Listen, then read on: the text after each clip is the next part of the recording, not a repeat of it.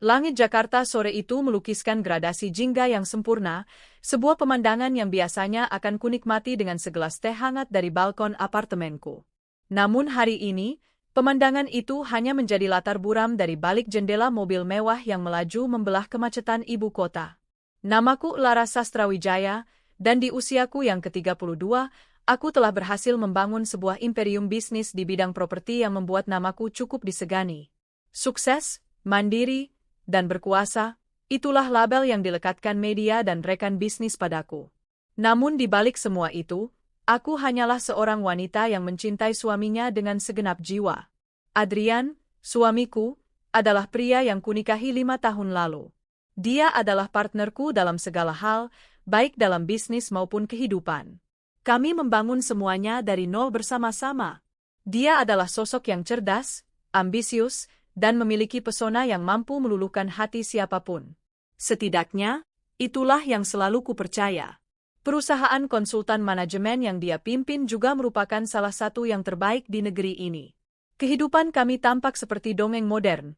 Pasangan pengusaha sukses, tinggal di penthouse mewah, dan menjadi panutan bagi banyak orang. Sore ini, aku memiliki janji pertemuan dengan Tuan Tanaka, seorang investor potensial dari Jepang yang sangat krusial bagi proyek terbaruku, sebuah kompleks superblok ramah lingkungan di jantung kota. The Glass House Cafe, sebuah kafe elit dengan desain interior minimalis dan pemandangan kota yang menakjubkan, menjadi pilihan kami. Tempat ini terkenal dengan privasinya, cocok untuk diskusi bisnis yang serius. Aku melangkah masuk ke dalam kafe dengan percaya diri. Stilettoku beradu dengan lantai marmer, menciptakan irama yang tegas. Aku mengenakan setelan blazer berwarna krem yang dipadukan dengan celana Palazzo Senada, sebuah ansambel yang memancarkan aura profesionalisme dan keanggunan. Beberapa pasang mata menoleh ke arahku, sebuah pemandangan yang sudah biasa ku hadapi. Aku mengulas senyum tipis, membalas sapaan manajer kafe yang menyambutku dengan hormat. Selamat sore, Ibu Lara. Meja Anda sudah kami siapkan di area VIP, sapanya ramah. Terima kasih, Pak Budi. Saat aku berjalan mengikuti manajer itu, mataku secara naluriah memindai seluruh ruangan. Sebuah kebiasaan lama, mengobservasi lingkungan sekitarku. Dan saat itulah duniaku seakan berhenti berputar. Di sudut kafe yang agak remang, di sebuah sofa beludru berwarna zamrud, aku melihat sosok yang sangat kukenal. Punggungnya yang tegap, setelan Armani abu-abu favoritnya, dan jam tangan Patek Philippe yang kuberikan sebagai hadiah ulang tahun pernikahan kami tahun lalu. Itu Adrian. Jantungku berdebar sedikit lebih cepat, bercampur antara rasa terkejut dan senang. Pagi tadi dia bilang akan ada rapat maraton hingga larut malam. Mungkin rapatnya selesai lebih cepat dan dia ingin memberiku kejutan. Aku hendak melambaikan tangan, memanggil namanya dengan manja, saat aku melihat siapa yang duduk di hadapannya. Seorang wanita muda, dengan rambut ikal panjang berwarna coklat madu yang tergerai indah.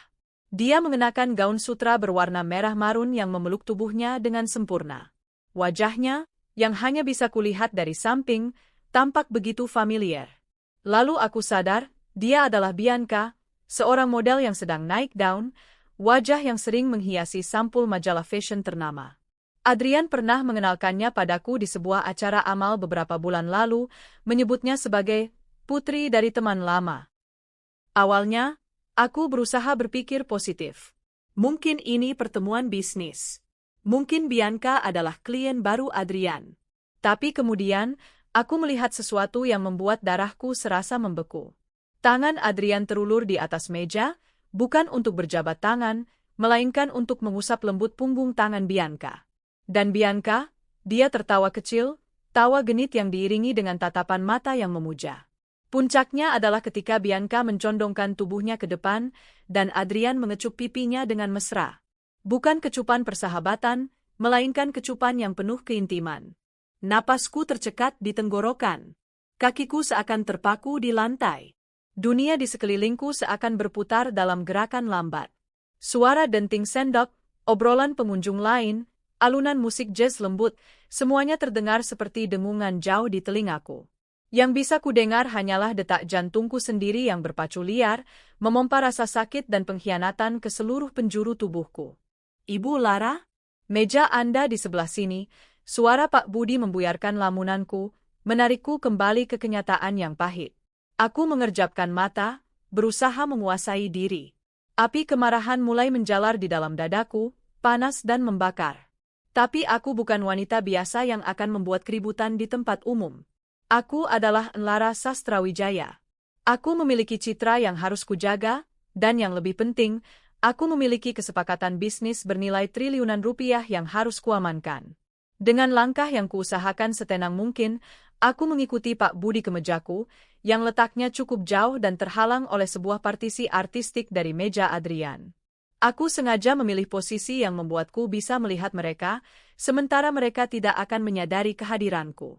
Terima kasih, Pak Budi.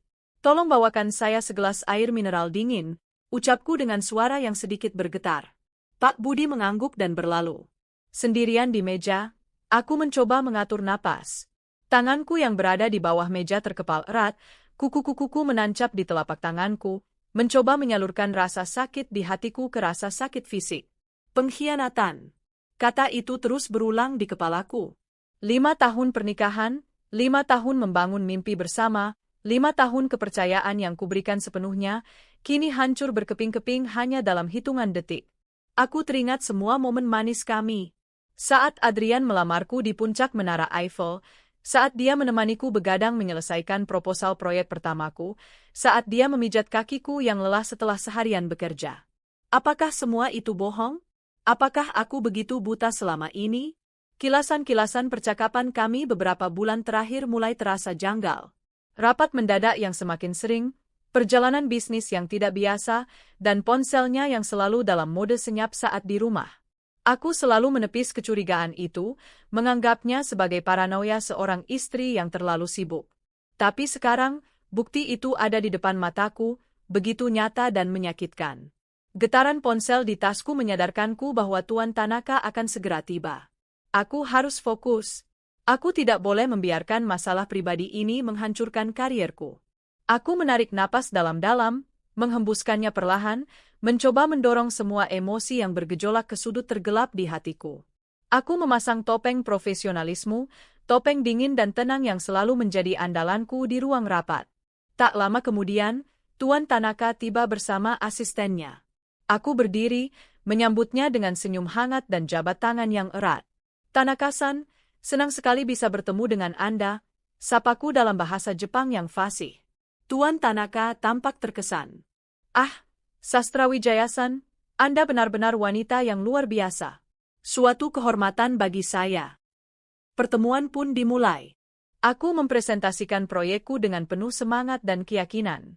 Setiap slide, setiap data, setiap proyeksi keuntungan, kujelaskan dengan detail dan presisi. Otakku bekerja dengan sempurna, seolah ada saklar yang memisahkan antara Lara sang pebisnis dan Lara sang istri yang terluka. Aku menjawab setiap pertanyaan Tuan Tanaka dengan cerdas dan meyakinkan. Namun, di tengah-tengah presentasi, mataku sesekali melirik ke arah sudut kafe itu. Aku melihat Adrian dan Bianca masih di sana, tertawa dan bercanda. Mereka memesan sebotol wine, merayakan sesuatu yang entah apa. Setiap tawa mereka terasa seperti sayatan pisau di hatiku. Aku melihat Adrian menyuapi Bianca sepotong kue coklat, sebuah gestur yang dulu sering dia lakukan untukku. Amarahku kembali membara. Bagaimana bisa dia melakukan ini padaku? Di tempat umum, tanpa rasa bersalah sedikit pun. Pertemuan berlangsung selama hampir 2 jam. Tuan Tanaka terlihat sangat puas dengan presentasiku.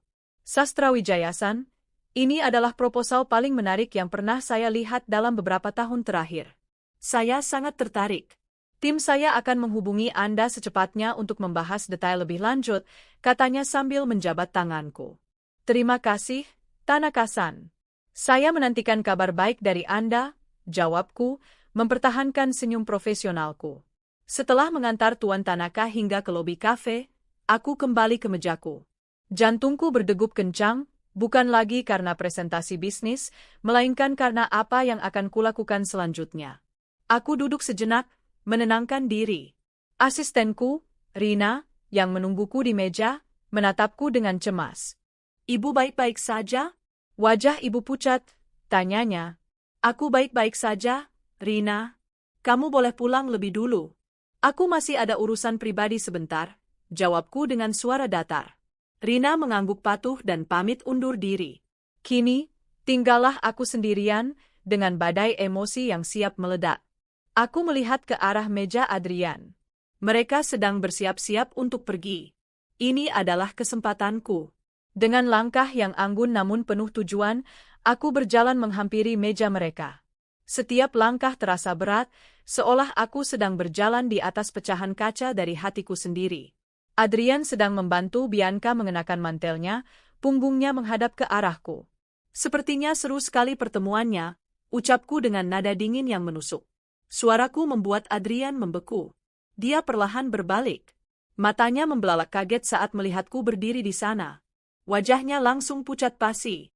Bianca, yang berdiri di sampingnya, menatapku dengan ekspresi bingung yang kemudian berubah menjadi takut. Lara, sayang, kamu di sini? Tanya Adrian dengan suara terbata-bata. Dia berusaha meraih tanganku, tetapi aku segera menariknya. Jangan sentuh aku, desisku tajam. Mataku menatap lurus ke arahnya, lalu beralih ke Bianca. Dan kamu, putri dari teman lama? Sepertinya pertemanan kalian sudah sangat jauh, ya? Bianca menundukkan kepalanya, tidak berani menatap mataku. Wajah Adrian dipenuhi kepanikan. Dia melihat sekeliling, menyadari bahwa beberapa pengunjung mulai memperhatikan kami. Lara, kita bisa bicarakan ini di rumah.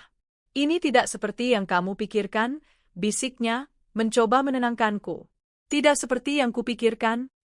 Aku tertawa sinis, tawa yang terdengar getir.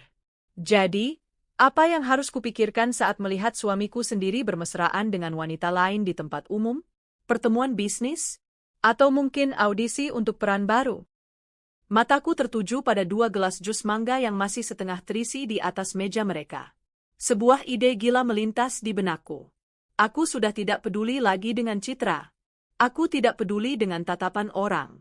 Yang aku inginkan hanyalah meluapkan rasa sakit ini. Tanpa berkata apa-apa lagi, aku mengambil kedua gelas jus itu. Adrian dan Bianca menatapku dengan bingung. Dalam satu gerakan cepat, aku menyiramkan isi kedua gelas itu tepat ke wajah mereka. Biur, cairan oranye yang dingin dan lengket itu mengguyur wajah, rambut, dan pakaian mahal mereka. Bianca menjerit kaget. Adrian terkesiap, tidak percaya dengan apa yang baru saja terjadi. Suasana kafe yang tadinya tenang kini menjadi riuh. Semua mata tertuju pada kami. Beberapa orang bahkan mulai mengeluarkan ponsel mereka untuk merekam. Jus mangga menetes dari rambut Adrian dan dagu Bianca, membuat mereka terlihat konyol dan menyedihkan. Maskara Bianca luntur, menciptakan garis hitam di pipinya. Setelan Armani Adrian kini ternoda oleh warna oranye yang mencolok. Aku menatap mereka berdua dengan tatapan dingin yang menusuk tulang. Adrian menatapku dengan campuran antara amarah dan rasa malu yang luar biasa. Lara, apa yang kamu lakukan? Bentaknya. Aku hanya memberikan sedikit penyegaran untuk kalian berdua, jawabku dengan nada sarkastis. Sepertinya kalian butuh sesuatu yang dingin untuk mendinginkan kepala kalian yang panas. Aku mendekat ke arah Bianca, yang masih gemetar ketakutan. Dan untukmu, nona model. Jika kamu ingin terkenal, carilah cara yang lebih terhormat. Bukan dengan merusak rumah tangga orang lain. Lalu, aku kembali menatap Adrian. Nikmati pestamu, Adrian. Anggap saja ini traktiran dariku. Dengan itu, aku berbalik badan. Aku berjalan keluar dari kafe itu dengan kepala tegak. Aku tidak menoleh ke belakang. Aku bisa mendengar bisik-bisik para pengunjung dan suara Adrian yang memanggil namaku dengan marah. Tapi aku tidak peduli. Saat aku masuk ke dalam mobil, topeng kekuatanku akhirnya retak. Air mata yang sejak tadi kutahan akhirnya tumpah ruah. Aku memukul setir mobil berkali-kali, meluapkan semua amarah, sakit hati, dan kekecewaan yang menghimpit dadaku. Dongeng indahku telah berakhir. Istana pernikahanku telah runtuh.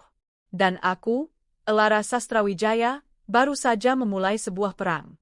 Perang untuk merebut kembali harga diriku yang telah diinjak-injak. Perang di mana aku akan memastikan mereka yang telah mengkhianatiku akan membayar mahal atas perbuatan mereka. Malam itu, Di tengah gemerlap lampu kota yang ironisnya tampak begitu indah, aku berjanji pada diriku sendiri, mereka akan hancur. Perjalanan pulang terasa seperti melewati sebuah lorong waktu yang panjang dan menyakitkan. Lampu-lampu kota yang berkelip di luar jendela mobil seolah mengejekku, menjadi saksi bisu dari kehancuran hatiku. Setiap tarikan napas terasa sesak, seolah ada beban berat yang menekan dadaku. Air mataku sudah kering, meninggalkan jejak perih di pipi dan rasa hampa yang luar biasa di dalam jiwa. Pikiranku berkecamuk, memutar ulang adegan di kafe tadi seperti sebuah film rusak. Wajah kaget Adrian, jeritan Bianca, dan tatapan para pengunjung, semuanya terpatri jelas di benakku. Setibanya di penthouse kami, aku melangkah masuk ke dalam ruangan yang terasa begitu dingin dan asing.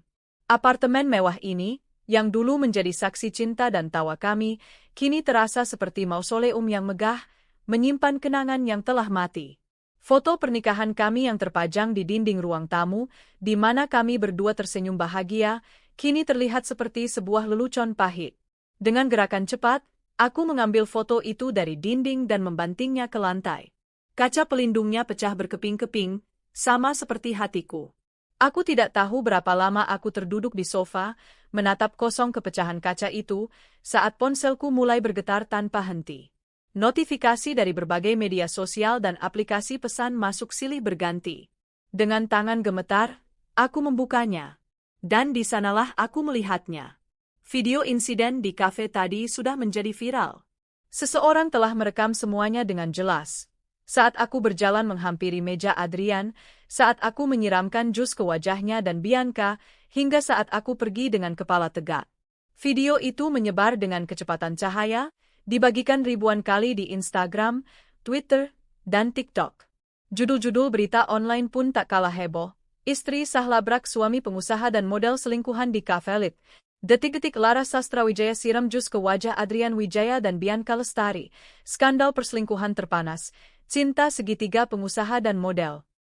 Namaku, nama Adrian, dan nama Bianca menjadi trending topik nomor 1 di Twitter. Kolom komentar dibanjiri oleh ribuan pendapat netizen.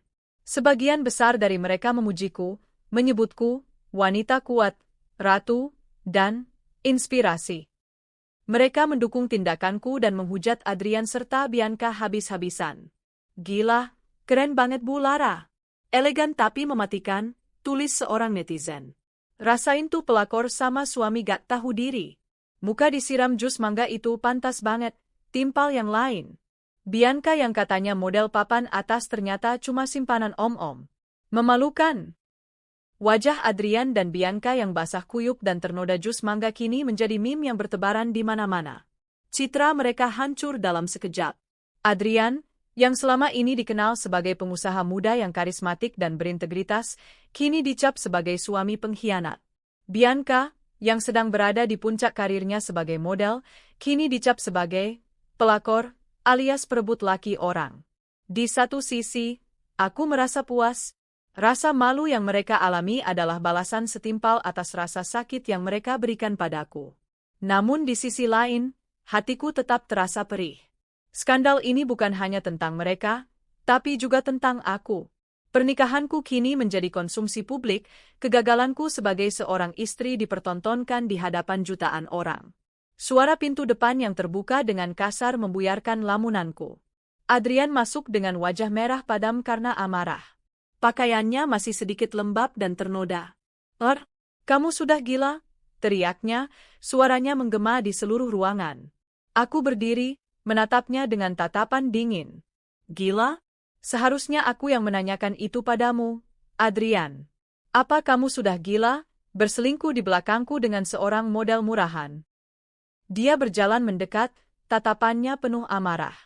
"Itu bukan urusanmu. Apapun yang terjadi di antara kami, kamu tidak punya hak untuk mempermalukanku seperti itu di depan umum. Kamu menghancurkan reputasiku." Aku tertawa sinis. "Reputasimu? Kamu sendiri yang menghancurkannya saat kamu memutuskan untuk mengkhianati janji pernikahan kita. Kamu pikir aku akan diam saja melihat suamiku sendiri bermesraan dengan wanita lain? Kamu meremehkan aku, Adrian. Itu hanya salah paham. Bianca itu hanya teman, aku hanya mencoba menghiburnya karena dia sedang ada masalah," Kilahnya, mencoba mencari alasan yang terdengar begitu bodoh di telingaku. Teman? Teman yang kamu cium dan kamu suapi kue dengan mesra? Jangan anggap aku bodoh, Adrian. Aku melihat semuanya dengan mata kepalaku sendiri, balasku dengan suara yang meninggi. Emosi yang sejak tadi kupendam akhirnya meledak.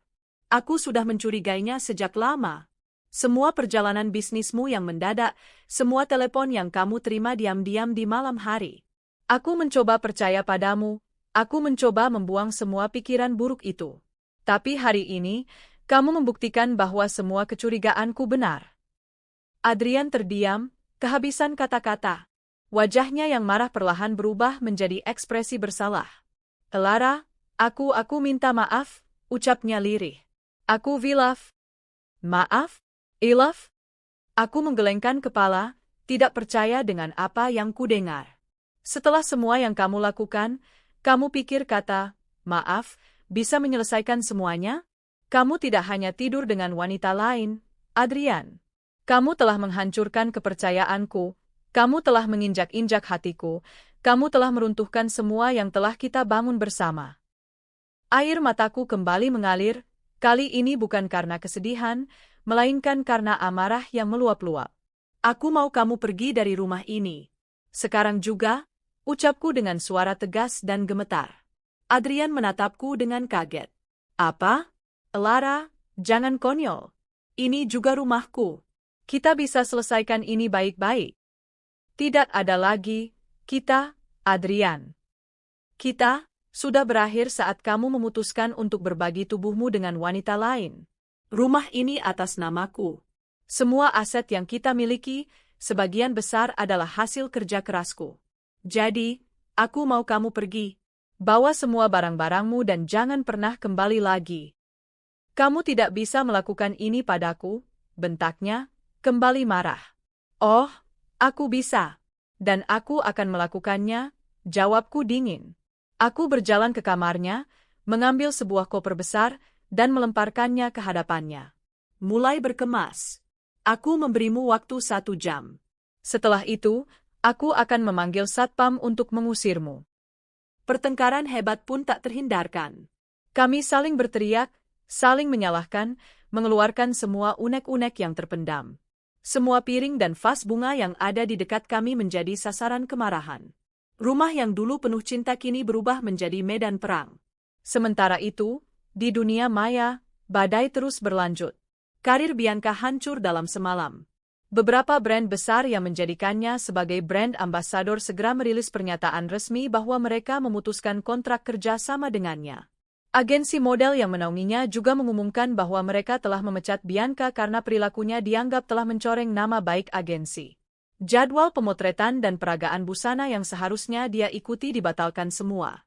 Akun Instagramnya diserbu oleh ribuan komentar hujatan, membuatnya terpaksa menonaktifkan akunnya. Dia, yang dulu dipuja-puja karena kecantikannya, kini menjadi musuh publik nomor 1. Dampak pada Adrian pun tidak kalah parah. Sebagai seorang konsultan manajemen, reputasi dan integritas adalah segalanya. Skandal perselingkuhan ini membuatnya tampak tidak dapat dipercaya. Klien-klien penting perusahaannya mulai menelepon, mempertanyakan kelangsungan kerja sama mereka. Para pemegang saham di perusahaannya mulai panik. Namanya menjadi bahan cemoohan di kalangan pebisnis. 1 jam kemudian, Adrian akhirnya menyerah. Dengan wajah lesu dan kalah, dia menyeret kopernya keluar dari kamar. Dia berhenti sejenak di depan pintu, menatapku dengan tatapan yang sulit kuartikan. Ada amarah, penyesalan, dan mungkin sedikit kesedihan di sana. Kamu akan menyesali ini, Elara, desisnya. Aku tidak akan pernah menyesali keputusanku untuk membuang sampah dari hidupku, balasku tajam. Dia mendengus, lalu membanting pintu dengan keras dan pergi dari kehidupanku. Setelah kepergiannya, keheningan yang menyiksa menyelimuti apartemen. Aku terduduk lemas di lantai yang dingin, di tengah kekacauan yang kami ciptakan. Aku merasa lelah, baik secara fisik maupun emosional. Aku menangis sejadi-jadinya, bukan lagi untuk Adrian, tetapi untuk diriku sendiri. Menangisi 5 tahun hidupku yang sia-sia, menangisi mimpiku tentang pernikahan yang bahagia selamanya. Namun, di tengah kesedihan itu, Secercah kekuatan mulai tumbuh. Aku tidak akan membiarkan pengkhianatan ini menghancurkanku. Aku tidak akan menjadi wanita lemah yang meratapi nasib. Aku adalah Lara Sastrawijaya.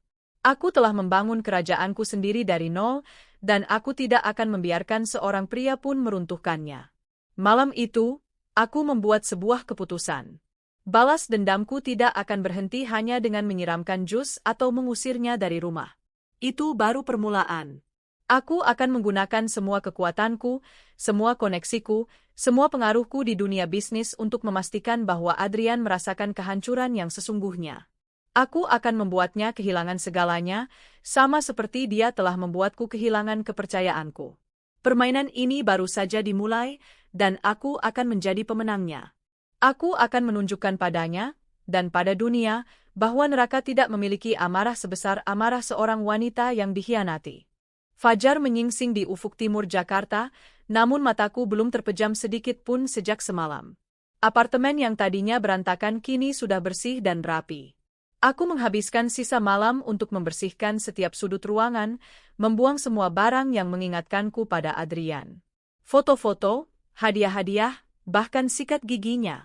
Aku ingin menghapus jejaknya dari kehidupanku, baik secara fisik maupun metaforis. Pagi itu, aku tidak mengizinkan diriku untuk bersedih. Rasa sakit itu masih ada, menggerogoti hatiku seperti kanker, tetapi aku menekannya dalam-dalam. Aku menyalurkan semua energi negatif itu menjadi sesuatu yang lain, ambisi yang membara dan hasrat untuk balas dendam. Aku berdiri di depan cermin besar di walk-in klosetku, menatap pantulan diriku. Mataku sembab, tetapi tatapanku tajam dan penuh tekad. Hari ini, aku bukan lagi Lara, istri yang terluka. Aku adalah Lara Sastrawijaya, CEO Sastra Property, seorang pemain catur ulung yang siap menggerakkan bidak-bidaknya. Ponselku berdering. Rina, asistenku, menelepon dengan suara panik. Ibu, selamat pagi. Maaf mengganggu. Kantor kita dibanjiri wartawan. Mereka semua ingin meminta komentar ibu mengenai berita semalam. Tenang, Rina, jawabku dengan suara yang terkontrol. Keluarkan pernyataan resmi atas nama perusahaan. Katakan bahwa ini adalah masalah pribadi dan saya tidak akan memberikan komentar apapun. Pastikan tidak ada satupun wartawan yang bisa masuk ke lobi. Perketat keamanan. Mengerti? Baik, Bu. Mengerti. Dan satu lagi, Rina. Siapkan semua data dan laporan keuangan mengenai Wijaya Consulting, perusahaan Adrian. Aku juga ingin daftar lengkap klien-klien terbesar mereka dan daftar nama seluruh dewan direksi serta pemegang sahamnya. Aku mau semua itu ada di mejaku sebelum jam makan siang. Terdengar jeda sejenak di seberang telepon. Rina mungkin terkejut dengan instruksiku. Baik, Bu. Akan segera saya siapkan. Setelah menutup telepon, aku mulai bersiap. Aku memilih setelan blazer berwarna merah marun yang paling tajam, dipadukan dengan kemeja sutra hitam. Warna yang melambangkan kekuatan, keberanian, dan sedikit bahaya. Riasan wajahku kubuat sempurna, menutupi jejak malam tanpa tidur. Saat aku melangkah keluar dari apartemen, aku siap untuk berperang. Langkah pertamaku adalah menghubungi beberapa teman lamaku yang memiliki pengaruh besar di dunia media dan bisnis. Aku tidak perlu menjelaskan secara detail. Berita perselingkuhan Adrian sudah menjadi rahasia umum. Aku hanya perlu memberikan sedikit bumbu untuk mengarahkan opini publik. Halo, Tante Sarah. Sapaku pada Sarah Joyohadikusumo, pemilik salah satu konglomerat media terbesar di Indonesia dan teman baik almarhumah ibuku. Apa kabar, Tante? Lara, sayang. Tante baru saja mau meneleponmu. Tante sudah dengar beritanya. Kamu baik-baik saja, Nak? Suaranya terdengar penuh simpati. Aku baik-baik saja, Tante. Lebih kuat dari sebelumnya, jawabku. Tante, aku punya satu permintaan. Aku tidak ingin ada berita yang menyudutkanku atau perusahaanku. Tapi untuk Adrian dan wanita itu, aku ingin Tante memastikan semua orang tahu betapa tidak berintegritasnya mereka. Hubungkan skandal ini dengan etika bisnis. Seorang pria yang tidak bisa setia pada istrinya, bagaimana mungkin bisa setia pada kliennya? Tante Sarah tertawa kecil di seberang telepon. Kamu benar-benar putri ibumu. Tenang saja, sayang. Serahkan pada tante. Tante akan memastikan reputasi mereka terkubur selamanya. Panggilan telepon berikutnya adalah kepada Pak Suryo, seorang bankir senior yang sangat disegani dan salah satu mentor bisnisku. Aku menceritakan secara singkat apa yang terjadi dan bagaimana hal ini bisa berdampak pada stabilitas perusahaan Adrian. Anak itu selalu kuperingatkan untuk tidak bermain api, kata Pak Suryo dengan nada berat. Elara, apa yang kamu butuhkan dariku? Saya hanya ingin Pak Suryo menyebarkan sedikit kekhawatiran di antara para investor dan kreditur Wijaya Consulting. Tanyakan tentang stabilitas kepemimpinan perusahaan setelah skandal ini. Ciptakan keraguan. Itu saja sudah cukup, jelasku. Permainan caturku telah dimulai. Aku tidak menyerang Adrian secara langsung. Aku menyerang fondasi kerajaannya, reputasi dan kepercayaan. Di dunia bisnis, dua hal itu adalah mata uang yang paling berharga. Sekali hilang, akan sangat sulit untuk mendapatkannya kembali. Siang harinya, Rina sudah menyiapkan semua data yang kuminta. Aku mengunci diri di ruang kerjaku, mempelajari setiap detail laporan keuangan Wijaya Consulting. Aku mencari titik lemahnya, celah sekecil apapun yang bisa kumanfaatkan. Dan aku menemukannya. Perusahaan Adrian sangat bergantung pada satu proyek besar dari sebuah perusahaan multinasional, PT Global Petrochem. Kontrak mereka akan berakhir dalam 3 bulan ke depan dan sedang dalam tahap negosiasi perpanjangan. Kehilangan kontrak ini akan menjadi pukulan telak bagi keuangan Wijaya Consulting. Kebetulan, CEO PT Global Petrochem, Mr. David Chen, adalah kenalan lamaku. Kami pernah bekerja sama dalam sebuah proyek beberapa tahun lalu. Tanpa buang waktu, aku mengatur sebuah pertemuan makan malam dengannya dengan dalih menjalin kembali silaturahmi. Sementara itu, kehidupan Adrian dan Bianca semakin terpuruk. Adrian, yang kini tinggal di sebuah apartemen sewaan milik Bianca, harus menghadapi kenyataan pahit. Beberapa klien besar mulai menunda proyek mereka. Rekan-rekan bisnis yang dulu selalu menyambutnya dengan tangan terbuka, kini menghindarinya. Dewan direksi perusahaannya mengadakan rapat darurat tanpanya, membahas tentang bagaimana cara menyelamatkan citra perusahaan. Hubungan Adrian dan Bianca pun mulai retak. Tekanan dari publik dan masalah finansial yang mulai terasa membuat mereka sering bertengkar. Bianca, yang kehilangan semua pekerjaannya, menyalahkan Adrian atas nasib buruknya. Ini semua gara-gara kamu. Kalau saja kamu lebih hati-hati, karierku tidak akan hancur seperti ini, teriak Bianca di tengah pertengkaran mereka. Kamu menyalahkanku? Siapa yang mengajakku bertemu di kafe itu? Dan jangan lupa, kamu juga menikmati semua kemewahan yang kuberikan, balas Adrian tak mau kalah. Cinta yang dulu mereka anggap sebagai pelarian yang indah kini berubah menjadi penjara yang menyesakkan. Mereka terikat oleh skandal yang sama, saling menyalahkan atas kehancuran masing-masing. Malam harinya, aku bertemu dengan Mr. David Chen di sebuah restoran fine dining. Kami mengobrol santai tentang bisnis dan perkembangan pasar. Lalu, dengan sangat halus, aku mulai mengarahkan pembicaraan. Saya dengar Global Petrochem sedang dalam proses perpanjangan kontrak dengan Wijaya Consulting, kataku sambil menyesap wine. Mr. Chen menghela napas. Ya, begitulah. Tapi jujur saja, Elara, saya sedikit khawatir. Skandal pribadi yang menimpa Adrian Wijaya ini cukup mengganggu. Kami adalah perusahaan yang sangat menjunjung tinggi nilai-nilai keluarga dan integritas. Kejadian ini membuat kami mempertanyakan kepemimpinannya. Aku mengangguk penuh pengertian, seolah-olah aku adalah pihak ketiga yang netral. Saya mengerti kekhawatiran Anda, David. Reputasi adalah segalanya. Terkadang, masalah pribadi seorang pemimpin bisa berdampak buruk pada kinerja seluruh perusahaan. Kemudian, aku melancarkan serangan pamungkasku. Kebetulan, Sastra Properti baru saja membentuk divisi konsultan manajemen baru. Kami merekrut beberapa talenta terbaik dari McKinsey dan Boston Consulting.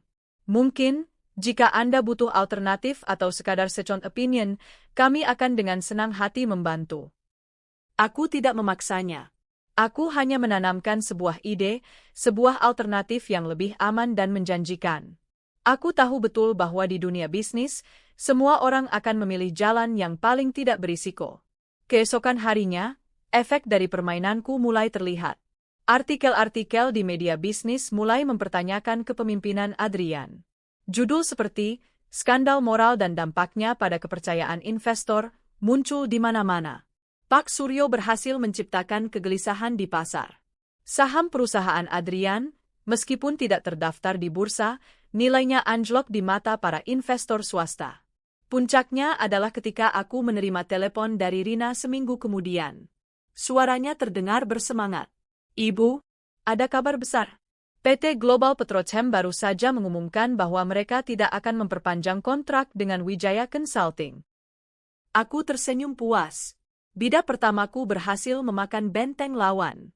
Ini adalah pukulan yang sangat telak bagi Adrian. Kehilangan klien terbesar mereka berarti perusahaan akan mengalami krisis finansial yang serius. Tidak berhenti sampai di situ, aku melanjutkan langkahku. Aku menghubungi beberapa kepala departemen kunci di Wijaya Consulting, orang-orang bertalenta yang aku tahu merasa frustrasi dengan kepemimpinan Adrian. Aku menawarkan mereka posisi yang lebih baik dan gaji yang lebih tinggi di divisi konsultanku yang baru. Satu persatu, mereka mulai mengajukan surat pengunduran diri, meninggalkan kapal Adrian yang mulai karam. Sebulan setelah insiden di kafe, Wijaya Consulting berada di ambang kebangkrutan. Ditinggalkan oleh klien terbesar, ditinggalkan oleh karyawan-karyawan terbaiknya, dan dipimpin oleh seorang CEO yang reputasinya sudah hancur lebur. Pukulan terakhir datang dari dewan direksi perusahaannya sendiri. Dalam sebuah rapat umum pemegang saham yang luar biasa, mereka memutuskan untuk melengsarkan Adrian dari posisi CEO. Mereka tidak punya pilihan lain jika ingin menyelamatkan sisa-sisa perusahaan. Adrian Wijaya, pria yang dulu berdiri di puncak dunia, kini telah kehilangan segalanya. Istri, reputasi, dan perusahaan yang dia bangun dengan tangannya sendiri. Dia menjadi pion yang tak berdaya di papan catur yang aku kendalikan. Dia mungkin mengira bahwa akulah yang dia khianati, tetapi dia tidak sadar bahwa yang dia tantang bukanlah sekadar seorang istri, melainkan seorang ratu yang siap melakukan apapun untuk melindungi kerajaannya dan menghancurkan siapapun yang berani melukainya. Dan saat aku duduk di singgasanaku, melihat kerajaannya runtuh, aku tidak merasakan penyesalan. Yang kurasakan hanyalah kepuasan dingin dari sebuah balas dendam yang terencana sempurna. Kejatuhan Adrian dari singgasana bisnisnya bergema di seluruh penjuru komunitas elit Jakarta. Berita pemecatannya dari Wijaya Consulting menjadi headline utama di surat kabar bisnis. Fotonya, yang dulu selalu menampilkan senyum percaya diri seorang pemimpin, kini digantikan oleh foto paparazzi yang menunjukkan wajahnya yang kuyu dan tatapan matanya yang kosong. Dia menjadi contoh nyata dari pepatah, semakin tinggi kau terbang, semakin sakit saat kau jatuh. Dunia yang dulu memujanya kini berbalik mencemoohnya. Teman-teman yang dulu sering menemaninya bermain golf dan minum di lounge eksklusif kini bahkan tidak membalas teleponnya. Mereka semua menjauh, takut jika citra buruk Adrian akan menular pada mereka. Dia menjadi paria, seseorang yang terisolasi dalam kehancurannya sendiri. Tanpa pekerjaan dan penghasilan tetap, Adrian mulai merasakan kesulitan finansial yang sesungguhnya. Tabungannya terkuras dengan cepat untuk menutupi gaya hidupnya yang mewah dan untuk membiayai Bianca, yang tuntutannya tidak pernah berkurang meskipun karirnya sudah tamat. Apartemen sewaan Bianca, yang dulu terasa nyaman, kini menjadi saksi bisu pertengkaran mereka yang semakin sering terjadi. Sampai kapan kita akan hidup seperti ini, Adrian? Aku butuh uang untuk perawatan, untuk belanja. Aku tidak bisa terus-menerus terkurung di sini, keluh Bianca suatu hari. Sabarlah sedikit. Kamu pikir mencari pekerjaan baru itu mudah dengan namaku yang sudah hancur begini? Balas Adrian dengan nada frustrasi. Dia menghabiskan hari-harinya dengan mengirimkan puluhan lamaran pekerjaan, tetapi tidak ada satupun yang membuahkan hasil. Namanya sudah masuk daftar hitam di semua perusahaan besar. Setiap kali melihat berita tentangku, kemarahannya semakin menjadi-jadi. Di saat dia terpuruk, aku justru semakin bersinar. Sastra Properti baru saja memenangkan tender untuk proyek reklamasi Pantai Utara, sebuah proyek raksasa yang melambungkan namaku ke level yang lebih tinggi. Wajahku menghiasi sampul majalah Forbes sebagai salah satu dari 50 wanita paling berpengaruh di Asia. Setiap kesuksesanku terasa seperti tamparan keras di wajah Adrian, sebuah pengingat konstan akan apa yang telah dia sia-siakan. Aku sengaja memastikan dia melihat semua itu. Aku tahu dia masih mengikuti beritaku. Aku ingin dia melihat betapa jauhnya perbedaan antara kehidupanku yang gemilang dan kehidupannya yang hancur. Ini adalah bagian dari balas dendamku, sebuah siksaan psikologis yang perlahan-lahan menggerogoti sisa-sisa harga dirinya. Putus asa, Adrian mencoba memulai bisnis kecil-kecilan.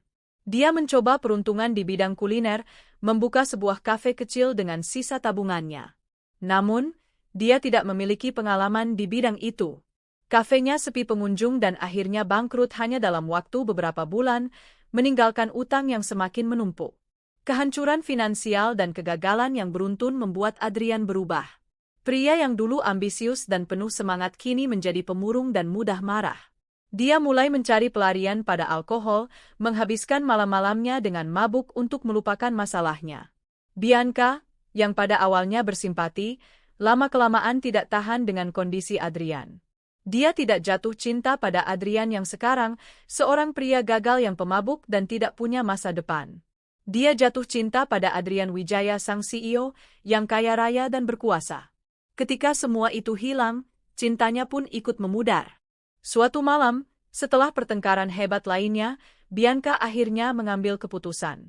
Saat Adrian tertidur pulas karena mabuk, Bianca mengemasi semua barang-barangnya.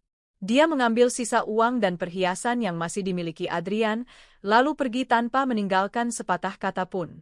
Dia menghilang begitu saja, mencari oasis baru, pria kaya lain yang bisa memberinya kehidupan mewah yang selalu dia impikan. Keesokan paginya, Adrian terbangun dengan kepala pusing dan mendapati apartemen itu kosong. Lemari Bianca bersih, tidak ada lagi jejak keberadaannya. Yang tertinggal hanyalah sebuah catatan singkat di atas meja, "Aku tidak bisa lagi hidup dengan seorang pecundang. Selamat tinggal." Ditinggalkan oleh wanita yang menjadi alasan kehancurannya adalah pukulan terakhir yang meremukkan jiwa Adrian. Dia sendirian. Benar-benar sendirian. Dia kehilangan istri yang tulus mencintainya demi seorang wanita yang hanya menginginkan hartanya. Dia kehilangan karirnya, teman-temannya, dan kini, selingkuhannya pun meninggalkannya saat dia berada di titik terendah. Ironi dari semua ini begitu menyakitkan. Dia tertawa, tawa putus asa yang menggema di apartemen yang kosong. Dia telah mengorbankan segalanya untuk sebuah ilusi kebahagiaan, sebuah oasis palsu yang ternyata hanyalah fatamorgana di tengah gurun kehancuran yang dia ciptakan sendiri. Kabar tentang Bianca yang meninggalkan Adrian sampai ke telingaku melalui beberapa sumber. Aku tidak terkejut. Wanita seperti Bianca adalah parasit, dia akan selalu mencari inang yang kuat untuk dihisap. Saat inangnya melemah, dia akan pergi mencari yang baru. Aku tidak merasakan simpati sedikit pun untuk Adrian. Dia pantas mendapatkan semua ini. Dia telah menuai apa yang dia tanam. Namun, aku juga tidak merasakan kepuasan yang meluap-luap seperti yang kubayangkan. Melihatnya hancur total seperti ini, rasanya hampa. Balas dendamku telah berhasil, tetapi kemenangan ini terasa kosong. Beberapa minggu kemudian, aku menerima telepon dari pengacaraku. "Ibu Lara, ada kabar mengenai Tuan Adrian. Dia tidak mampu membayar sewa apartemennya dan telah diusir. Menurut informasi yang saya dapat, saat ini dia menumpang tinggal di rumah salah seorang teman lamanya yang masih mau menerimanya." Aku terdiam sejenak. Pria yang dulu tinggal di penthouse mewah kini menjadi tunawisma yang menumpang hidup pada belas kasihan orang lain. Kejatuhannya begitu total dan menyedihkan. Malam itu, aku berdiri di balkon apartemenku, menatap gemerlap lampu kota yang sama seperti malam saat aku memutuskan untuk memulai perang ini. Aku telah menang. Aku telah menghancurkan musuhku. Tapi mengapa aku tidak merasa bahagia? Aku menyadari bahwa selama ini, aku terlalu fokus pada balas dendam, pada kehancuran Adrian. Aku menjadikan hal itu sebagai tujuan hidupku. Sekarang, setelah tujuan itu tercapai, aku merasa tersesat. Aku telah memenangkan perang, tetapi aku lupa bagaimana cara menikmati kedamaian. Rasa sakit akibat pengkhianatan itu ternyata tidak hilang dengan hancurnya Adrian. Luka itu masih ada, tersembunyi di balik topeng kekuatan dan kesuksesanku. Balas dendam mungkin bisa memuaskan egoku, tetapi tidak bisa menyembuhkan hatiku. Aku menatap langit malam yang luas. Mungkin ini saatnya untuk berhenti melihat ke belakang, berhenti berfokus pada kehancuran orang lain. Mungkin ini saatnya untuk mulai fokus pada diriku sendiri. Bukan pada Lara sang pebisnis yang berkuasa, atau Lara sang istri yang membalas dendam. Melainkan pada Lara, seorang wanita yang perlu belajar untuk menyembuhkan lukanya sendiri dan menemukan kembali kebahagiaannya. Perang dengan Adrian mungkin telah usai, tetapi pertempuran terbesarku, pertempuran untuk menemukan kedamaian dan kebahagiaan sejati, baru saja akan dimulai. Kemenangan atas Adrian terasa seperti sebuah antiklimaks. Gema kepuasan yang kurasakan saat melihatnya jatuh dengan cepat memudar, digantikan oleh keheningan yang aneh di dalam diriku. Aku telah mencapai tujuanku, tetapi rasa hampa justru semakin terasa. Setiap pencapaian bisnis baru, setiap pujian dari media, semuanya terasa kurang berarti.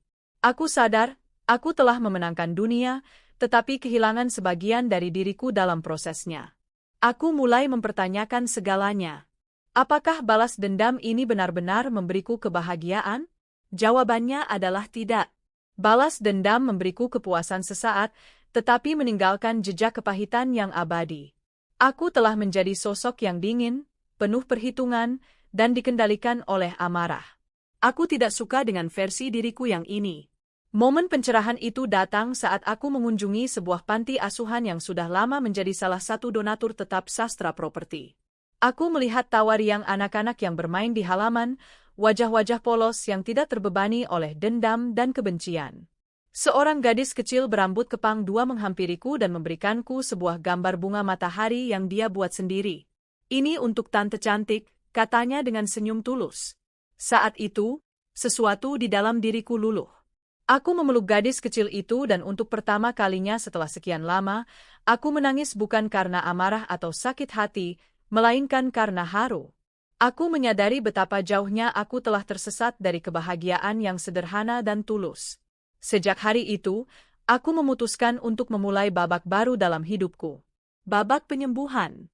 Aku menyerahkan lebih banyak tanggung jawab operasional perusahaan kepada dewan direksiku yang kompeten, memberiku lebih banyak waktu untuk fokus pada diriku sendiri. Langkah pertamaku adalah mencari bantuan profesional. Aku mulai rutin menemui seorang psikolog, tempatku bisa menumpahkan semua perasaan yang terpendam tanpa dihakimi. Sesi-sesi terapi itu sangat membantuku untuk memahami dan memproses trauma pengkhianatan yang kualami. Aku belajar bahwa memaafkan bukanlah untuk Adrian, tetapi untuk diriku sendiri.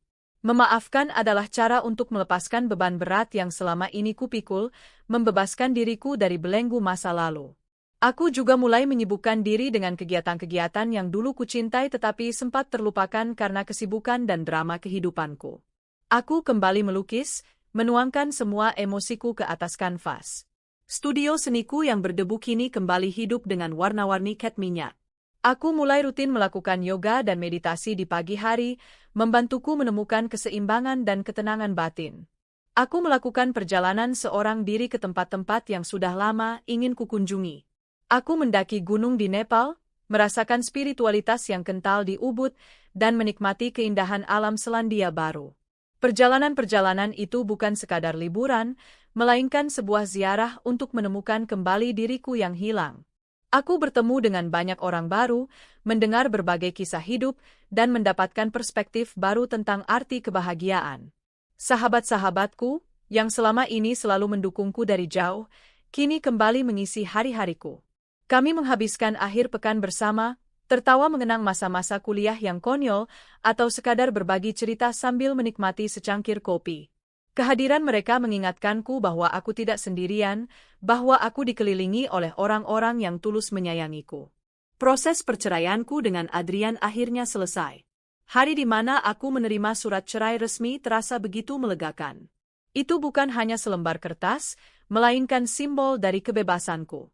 Aku secara resmi telah menutup babak kelam dalam hidupku dan siap untuk menulis babak yang baru. Sesekali, aku masih mendengar kabar tentang Adrian. Dia hidup dalam kondisi yang sangat memprihatinkan. Setelah diusir dari rumah temannya, dia terpaksa bekerja serabutan untuk menyambung hidup. Seseorang pernah melihatnya bekerja sebagai petugas kebersihan di sebuah pusat perbelanjaan, wajahnya tertunduk dalam, mencoba menghindari tatapan orang. Mendengar kabar itu, tidak ada lagi rasa puas atau benci di hatiku. Yang ada hanyalah rasa kasihan dan sebuah kesadaran betapa rapuhnya kehidupan. Suatu sore, saat aku sedang menikmati teh di taman belakang rumahku yang asri, Rina datang menemuiku. "Ibu, maaf mengganggu. Ada titipan untuk ibu," katanya sambil menyerahkan sebuah amplop coklat yang sudah sedikit kusam. Aku mengerutkan kening. "Dari siapa?" "Saya tidak tahu, Bu. Tadi ada kurir yang mengantarkannya," katanya dari Tuan Adrian. Jantungku berdebar sedikit. Dengan tangan agak gemetar, aku membuka amplop itu. Di dalamnya ada sepucuk surat yang ditulis tangan dengan tulisan yang agak kacau. "Untuk Lara." Aku tidak tahu apakah surat ini akan sampai padamu, atau apakah kamu akan sudi membacanya. Tapi aku harus menuliskannya. Tidak ada satu hari pun yang kulewati tanpa penyesalan. Aku tahu kata maaf tidak akan pernah cukup untuk menebus semua rasa sakit yang telah kuberikan padamu. Aku buta, Lara. Aku dibutakan oleh ego dan keserakahan, menukar berlian sepertimu dengan sebuah batu kerikil. Aku telah kehilangan segalanya, dan aku pantas mendapatkannya. Kehancuran ini adalah cermin dari kehancuran karakterku sendiri. Aku tidak menulis ini untuk meminta belas kasihanmu atau untuk memintamu kembali. Aku hanya ingin kamu tahu bahwa aku sadar sepenuhnya akan kesalahanku. Aku melihat berita tentangmu. Aku turut bahagia melihatmu semakin sukses dan bersinar. Kamu pantas mendapatkan semua kebahagiaan di dunia ini. Jangan biarkan kenangan tentangku menghantuimu. Terima kasih untuk 5 tahun yang pernah indah. Maafkan aku karena telah menghancurkannya. Adrian. Aku membaca surat itu berulang kali. Air mataku menetes, membasahi kertas itu. Ini adalah tangisan yang berbeda. Bukan tangis amarah, bukan tangis kesedihan. Ini adalah tangis kelegaan. Surat ini adalah penutup yang kubutuhkan.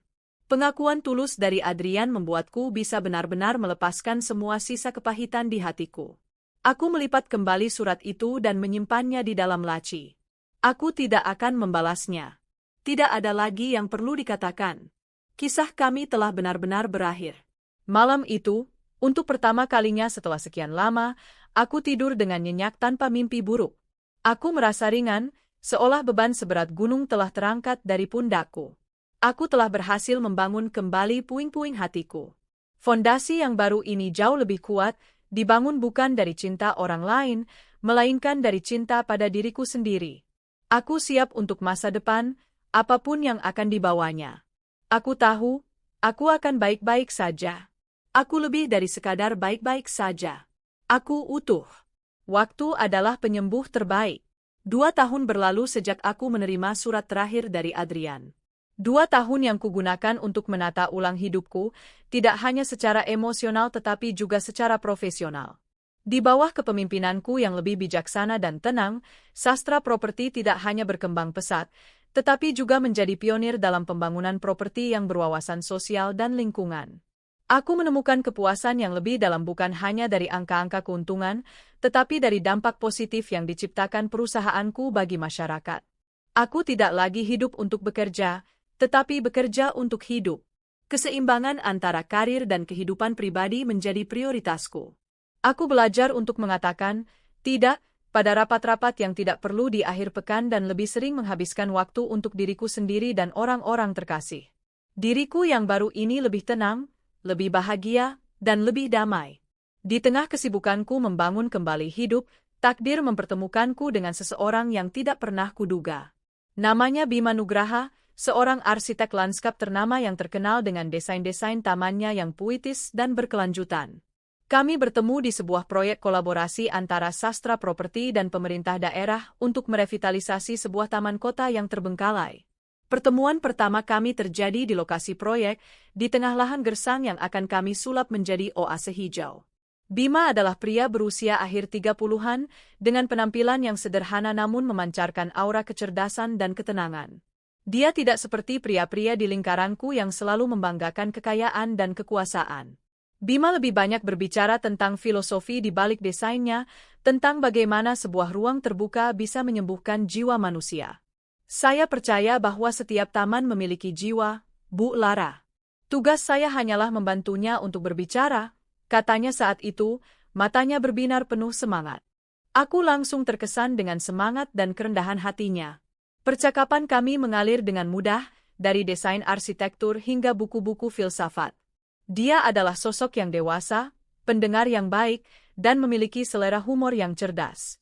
Dia melihatku bukan sebagai Elara Sastrawijaya, sang CEO yang ditakuti, tetapi sebagai Elara, seorang wanita dengan ide dan pemikiran yang menarik.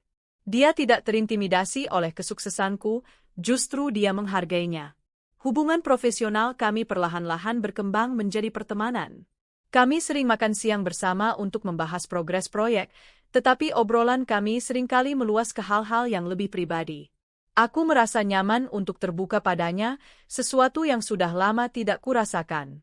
Dia pun pernah bercerita tentang kegagalan pernikahannya di masa lalu, yang membuatnya menjadi pribadi yang lebih introspektif dan menghargai ketulusan.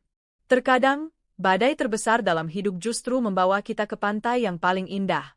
Katanya suatu sore saat kami minum kopi, seolah dia bisa membaca isi hatiku. Setelah proyek taman kota itu selesai dan diresmikan dengan sukses, hubungan kami terus berlanjut. Bima mengajakku kencan untuk pertama kalinya, bukan di restoran mewah, melainkan piknik sederhana di taman yang kami bangun bersama.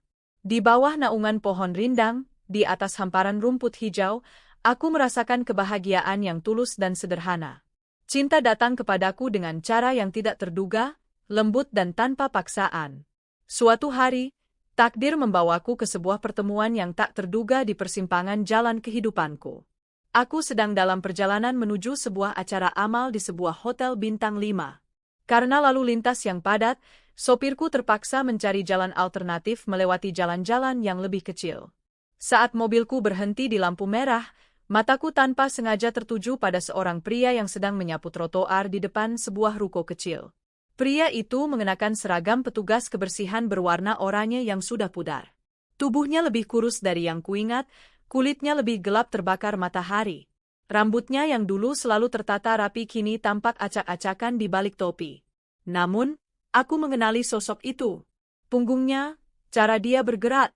Itu Adrian. Jantungku berhenti berdetak sejenak. Dunia di sekelilingku seakan senyap. Pria yang dulu berdiri di puncak dunia, yang mengenakan setelan seharga puluhan juta rupiah, kini menjadi seorang penyapu jalan. Sebuah pemandangan yang begitu kontras dan tragis. Saat dia berbalik untuk mengambil pengki, mata kami bertemu. Hanya sedetik, tapi rasanya seperti selamanya. Aku melihat keterkejutan di matanya, diikuti oleh rasa malu yang mendalam. Dia segera membuang muka, menundukkan kepalanya, dan melanjutkan pekerjaannya dengan gerakan yang lebih cepat, seolah ingin segera menghilang dari pandanganku. Lampu lalu lintas berubah menjadi hijau. Mobilku kembali melaju, meninggalkannya di belakang. Aku tidak mengatakan apapun kepada sopirku. Aku hanya bersandar di kursi, mencoba memproses apa yang baru saja kulihat. Tidak ada lagi amarah. Tidak ada lagi kebencian. Tidak ada lagi kepuasan. Yang ada hanyalah perasaan melankolis yang aneh. Aku melihatnya bukan lagi sebagai monster yang telah menghancurkan hatiku, tetapi sebagai seorang manusia yang telah tersesat dan membayar harga yang sangat mahal untuk kesalahannya. Pertemuan singkat itu terasa seperti sebuah penutup definitif. Kami berdua telah berada di jalan yang sangat berbeda. Aku telah menemukan pelangiku setelah badai, sementara dia masih terperangkap dalam badai yang dia ciptakan sendiri. Malam itu, aku menceritakan kejadian itu kepada Bima. Dia mendengarkan dengan penuh perhatian, tangannya menggenggam tanganku dengan erat, memberikan kekuatan. Mungkin pertemuan itu adalah cara semesta untuk menunjukkan padamu seberapa jauh kamu telah melangkah, katanya dengan bijak. Masa lalu tidak mendefinisikan siapa dirimu sekarang, Elara. Yang terpenting adalah masa kini dan masa depan yang akan kita bangun bersama. Kata-katanya menenangkanku. Dia benar. Aku tidak perlu lagi melihat ke belakang. Di samping Bima, aku merasa aman dan dicintai apa adanya. Dia adalah pelangi yang muncul setelah badai tergelap dalam hidupku. Beberapa bulan kemudian, di sebuah bukit yang menghadap ke matahari terbenam yang indah, Bima melamarku. Dia tidak memberiku cincin berlian yang mencolok, melainkan sebuah cincin sederhana dengan ukiran daun yang melambangkan pertumbuhan dan kehidupan baru. Elara, Aku tidak bisa menjanjikan kehidupan tanpa masalah, katanya sambil berlutut. Tapi aku berjanji akan selalu ada di sisimu untuk menghadapi setiap badai dan menari bersamamu di bawah setiap pelangi. Maukah kamu membangun taman kehidupan bersamaku? Dengan air mata kebahagiaan, aku menjawab, ya, aku mau. Aku telah menemukan rumahku yang baru, bukan di dalam gedung mewah, tetapi di dalam hati seorang pria yang tulus mencintaiku. Kisahku bukan lagi tentang balas dendam, tetapi tentang penebusan, penyembuhan, dan menemukan cinta sejati di tempat yang paling tidak terduga. Pernikahan keduaku sangat berbeda dari yang pertama. Tidak ada pesta megah yang dihadiri ribuan tamu dan diliput oleh media. Aku dan Bima memilih untuk melangsungkan sebuah upacara pernikahan yang intim dan sakral di sebuah taman botanik yang asri, dihadiri hanya oleh keluarga dan sahabat terdekat. Di bawah naungan pepohonan rindang dan diiringi alunan musik gesek yang lembut, kami mengucap janji suci untuk saling menemani seumur hidup. Aku mengenakan gaun sederhana berwarna putih gading, dan Bima mengenakan setelan linen berwarna krem. Kami tidak butuh kemewahan untuk menunjukkan kebahagiaan kami. Kebahagiaan itu terpancar tulus dari mata kami. Kehidupan setelah menikah dengan Bima adalah sebuah melodi yang indah. Dia adalah partner dalam arti yang sesungguhnya. Kami saling mendukung karir masing-masing, tetapi juga selalu menyisihkan waktu untuk membangun fondasi rumah tangga kami. Kami senang melakukan hal-hal sederhana bersama, memasak di akhir pekan, berkebun di halaman belakang rumah kami, atau sekadar membaca buku sambil duduk berdampingan di sofa. Dia mengajariku untuk menikmati setiap momen kecil dalam hidup, untuk menemukan keindahan dalam kesederhanaan. Bersamanya, aku tidak perlu lagi menjadi Elara Sastrawijaya, sang Iron Lady, di dunia bisnis. Aku bisa menjadi Elara, wanita biasa yang bisa tertawa terbahak-bahak karena leluconnya, atau menangis saat menonton film sedih tanpa takut dianggap lemah. Dia mencintai setiap sisi dari diriku, baik kekuatanku maupun kerapuhanku. Karierku pun terus menanjak, tetapi dengan cara yang lebih bermakna. Aku semakin banyak terlibat dalam proyek-proyek filantropi. Bersama Bima, aku mendirikan sebuah yayasan bernama Yayasan Tunas Harapan, yang fokus pada pembangunan ruang terbuka hijau dan taman bermain untuk anak-anak di daerah-daerah kumuh. Melihat senyum anak-anak yang kini memiliki tempat yang layak untuk bermain memberikan kebahagiaan yang tidak bisa dibeli dengan uang.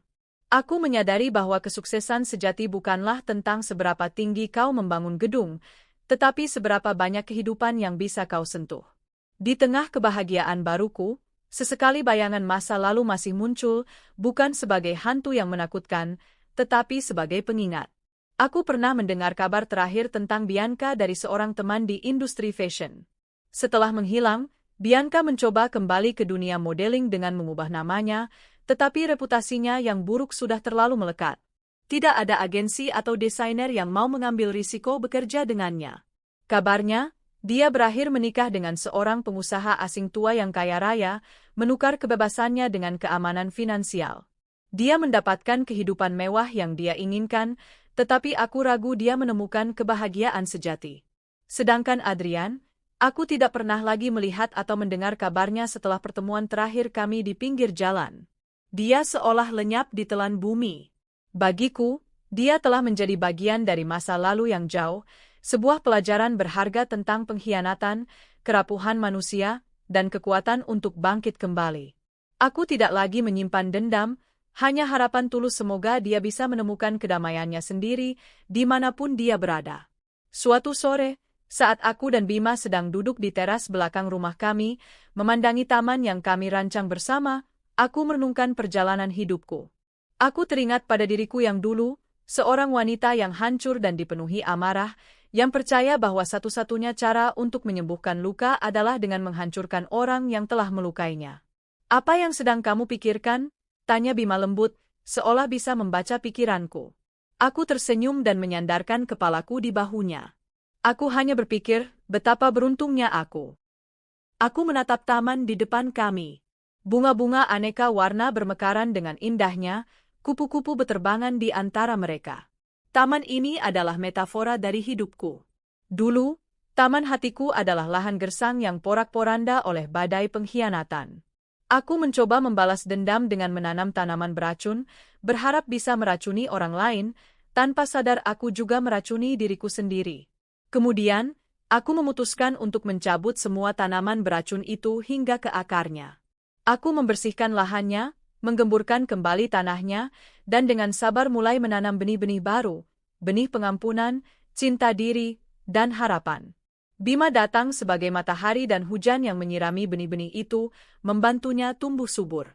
Kini, taman hatiku telah mekar dengan indahnya, lebih indah dari sebelumnya. Aku akhirnya mengerti arti kemenangan sejati. Kemenangan sejati bukanlah saat aku berhasil membuat Adrian dan Bianca hancur. Bukan saat aku menyiramkan jus ke wajah mereka, atau saat aku merebut semua yang mereka miliki. Momen-momen itu hanyalah kepuasan sesaat yang fana. Kemenangan sejatiku adalah saat aku berhasil mengalahkan iblis di dalam diriku sendiri, amarah, kebencian, dan dendam. Kemenangan sejatiku adalah saat aku memilih untuk menyembuhkan diri daripada terus-menerus melukai. Kemenangan sejatiku adalah saat aku bisa melihat pantulan diriku di cermin dan tersenyum tulus, bangga dengan wanita yang telah berhasil melewati badai dan keluar menjadi pribadi yang lebih kuat, lebih bijaksana, dan lebih utuh. Dan kemenangan terbesarku adalah saat ini, duduk di samping pria yang kucintai, di rumah yang kami sebut istana, memandangi taman kebahagiaan yang kami bangun bersama. Inilah akhir dari kisah balas dendamku, dan awal dari kisah kebahagiaanku yang abadi. Aku, Elara Sastrawijaya, telah menemukan kemenangan sejatiku. Bukan di ruang rapat atau di puncak gedung pencakar langit, tetapi di dalam kedamaian hati dan kehangatan sebuah cinta yang tulus. 10 tahun kemudian, angin sore berembus lembut, membawa aroma frangipani dan tanah basah sisa hujan dari taman yang terhampar hijau di hadapan sebuah villa bergaya modern tropis di Canggu, Bali. Dari teras kayu yang luas, seorang wanita menatap ke arah hamparan sawah bertingkat yang berkilauan seperti zamrud di bawah cahaya keemasan matahari terbenam. Wanita itu adalah Elara Sastrawijaya. Di usianya yang kini menginjak awal 40-an, gurat-gurat halus mulai muncul di sudut matanya, namun gurat itu bukanlah tanda kelelahan, melainkan jejak dari ribuan senyum dan tawa. Tatapannya tidak lagi setajam silet seperti dulu, melainkan memancarkan keteduhan dan kedalaman seperti samudra yang tenang. Di sampingnya, seorang pria meletakkan lengannya di bahu Elara, menariknya ke dalam pelukan hangat. Bima Nugraha, suaminya. Rambutnya sudah mulai dihiasi beberapa uban, menambah pesona kebijaksanaan di wajahnya yang teduh. Mereka berdiri dalam keheningan yang nyaman, sebuah keheningan yang hanya bisa dimiliki oleh dua jiwa yang telah menyatu sepenuhnya. Lihat mereka, bisik Bima. Elara mengikuti arah pandang suaminya. Di taman yang luas itu, dua orang anak kecil sedang berlarian, tawa mereka yang riang terdengar seperti musik terindah di dunia. Yang pertama adalah Arka, putra mereka yang berusia 8 tahun, namanya berarti matahari, sebuah simbol cahaya yang menerangi kehidupan Elara setelah kegelapan. Arka memiliki energi yang tak terbatas dan mata Bima yang penuh rasa ingin tahu. Yang kedua adalah Maya, putri mereka yang berusia 5 tahun, namanya berarti impian, sebuah impian indah tentang keluarga yang akhirnya menjadi kenyataan bagi Elara. Maya memiliki rambut ikal ibunya dan senyum manis yang bisa meluluhkan hati siapapun. Mereka sedang mengejar seekor kupu-kupu berwarna biru cemerlang, sebuah adegan sederhana yang menyimpan kebahagiaan tak terhingga. 10 tahun telah berlalu sejak Elara menikah dengan Bima, 10 tahun yang terasa seperti sebuah perjalanan menuju keutuhan. Kehidupan mereka adalah sebuah simfoni harmoni yang indah.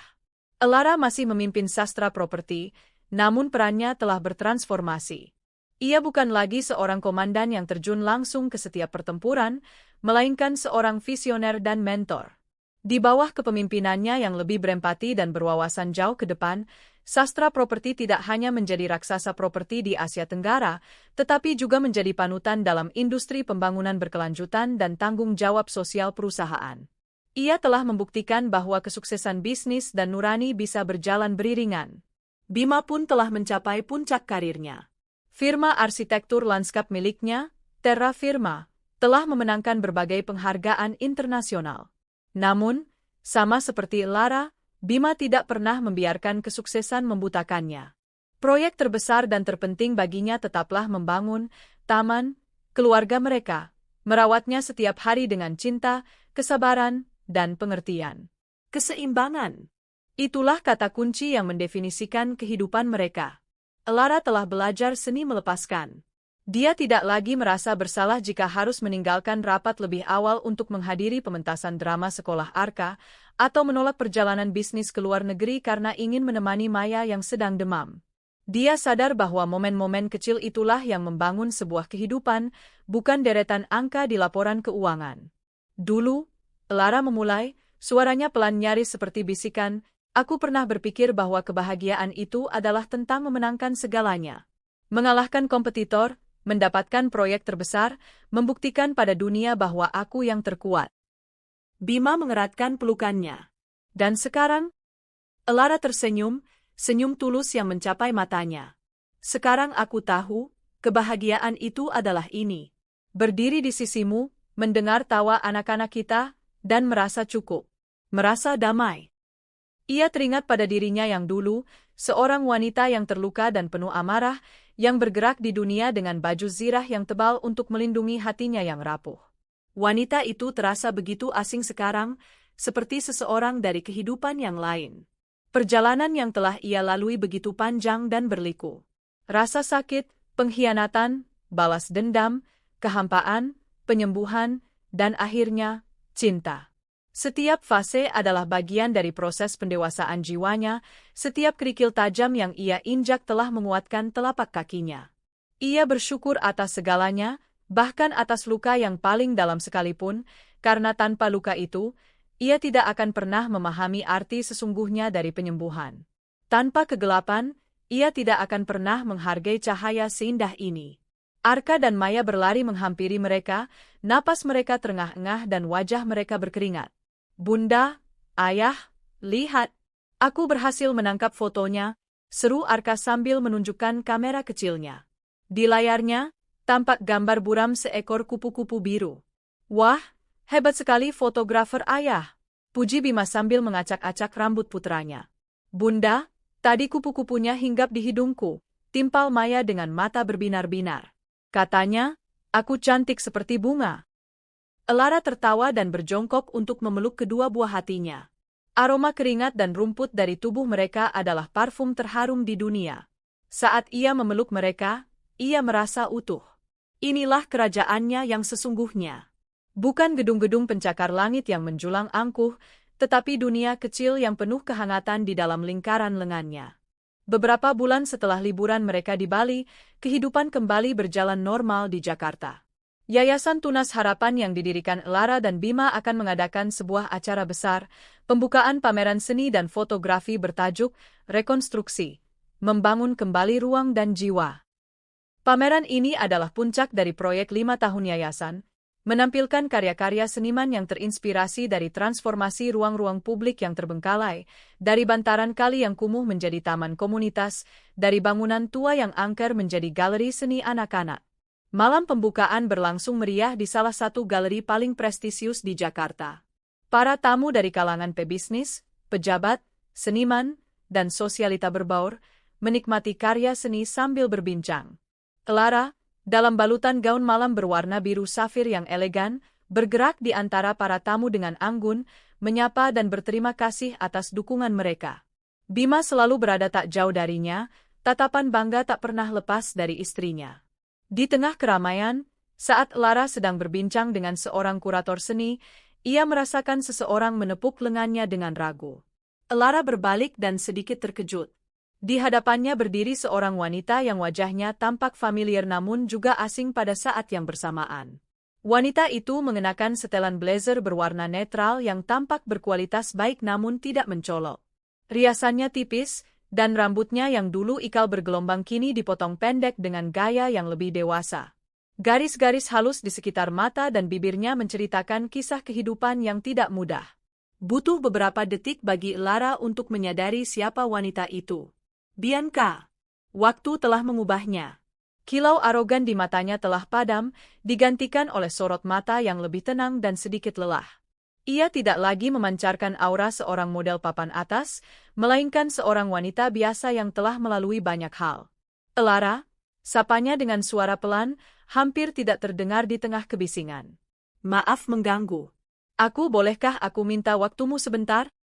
Bima, yang melihat perubahan ekspresi di wajah Elara, segera mendekat. Sayang, ada apa? Elara memberikan senyum menenangkan pada suaminya. Tidak apa-apa. Aku hanya ingin bicara sebentar dengan seorang kenalan lama. Bima menatap Bianca sejenak, lalu mengangguk mengerti. Aku tunggu di dekat sana. Elara mengajak Bianca ke sudut balkon yang lebih sepi, menghadap ke taman galeri yang diterangi lampu-lampu temaram.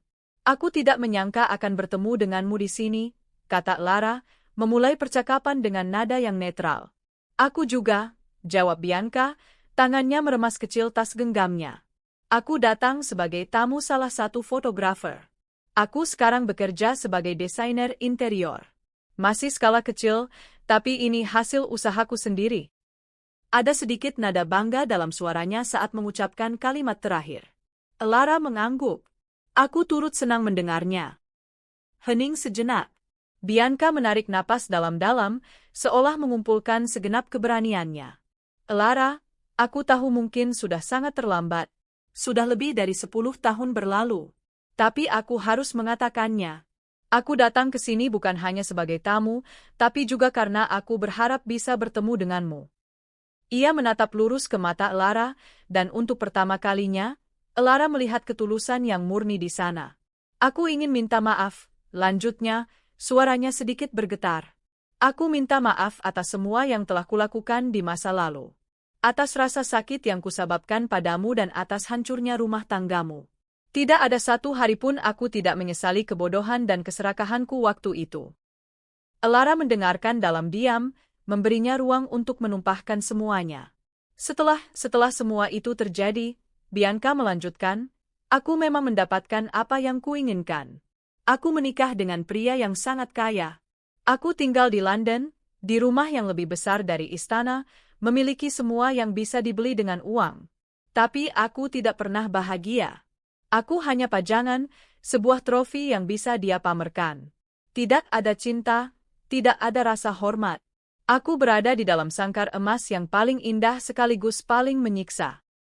Matanya tampak berkaca-kaca. Selama tahun-tahun itu, aku sering memikirkanmu. Aku melihat berita tentangmu dari jauh. Aku melihatmu bangkit, menjadi lebih kuat, lebih sukses, dan akhirnya menemukan kebahagiaan sejati. Aku sadar, yang aku iri padamu bukanlah kekayaanmu, tetapi kekuatanmu. Kekuatan untuk membangun kembali hidupmu di atas puing-puing. Sesuatu yang tidak kumiliki. Aku bercerai 2 tahun yang lalu. Aku kembali ke Jakarta tanpa apa-apa selain sedikit uang pesangon. Aku harus memulai semuanya dari nol. Sangat sulit, tapi untuk pertama kalinya dalam hidup, aku merasa hidup. Aku belajar untuk menghargai hasil kerja kerasku sendiri. Aku belajar bahwa harga diri tidak datang dari tas bermerek atau pujian pria, tapi dari dalam diri sendiri. Ia berhenti sejenak, lalu menatap Elara lagi. Aku tidak mengharapkan pengampunanmu, Elara. Aku hanya ingin kau tahu bahwa aku benar-benar menyesal. Dan aku turut bahagia untukmu. Kamu pantas mendapatkan semua kebahagiaan ini. Elara menatap Bianca cukup lama. Ia melihat seorang wanita yang telah melalui perjalanannya sendiri, yang telah jatuh dan belajar untuk bangkit dengan caranya sendiri. Amarah yang dulu pernah ia rasakan untuk wanita ini telah lama menguap, tak berbekas. Yang ada kini hanyalah rasa empati yang tenang. Aku sudah lama memaafkanmu, Bianca, kata Elara dengan suara lembut. Dan aku juga sudah memaafkan diriku sendiri. Kita semua pernah membuat kesalahan. Yang terpenting adalah apa yang kita pelajari dari kesalahan itu. Ia mengulurkan tangannya.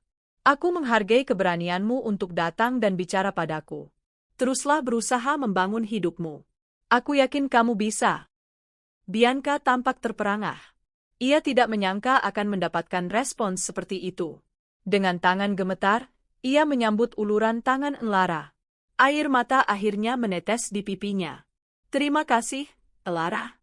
Terima kasih. Setelah Bianca pamit undur diri, Elara masih berdiri di balkon, merenung.